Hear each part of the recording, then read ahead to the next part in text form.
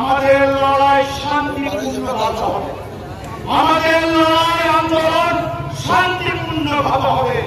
আমি যুবক ভাইদেরকে বলবো, কখনোই কাউরির কোনো প্ররোচনায় পা দিয়ে জাতীয় সম্পদ ধ্বংস করবে না, কাউরির কোনো বিধর্মী ভাইয়ের বাড়িতে আগুন জ্বালাবে না, কাউকেও হত্যা করবে না, অগ্নিসংযোগ করবে না, তাহলে আমাদের আন্দোলনের মুখ খুলে দেবে।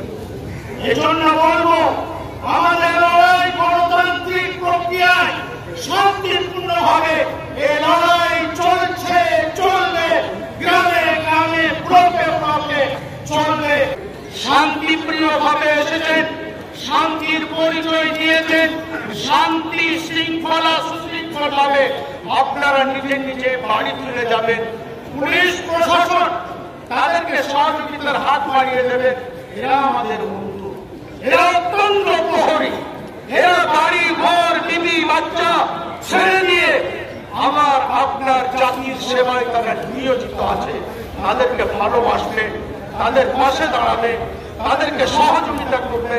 কেউ যদি কোনো প্ররোচনায় করে তাহলে পা দেবেন না, জাতীয় সম্পদ ধ্বংস করবেন না, অগ্নিসংযোগ কোথাও করবেন না। বিধর্মীদের কোনো পতাকা থাকলে সেই পতাকা হাত দেবেন না, ছিঁড়ে দেবেন না, পদদলিত করবেন না। আল্লাহ নবী সাল্লাল্লাহু আলাইহি ওয়াসাল্লাম প্রতিটি ধর্মকে শ্রদ্ধা করার কথা শিখিয়েছেন। সেই হিসাবে প্রতিটি ধর্মীয় পতাকা আমাদের কাছে শ্রদ্ধা রাখে।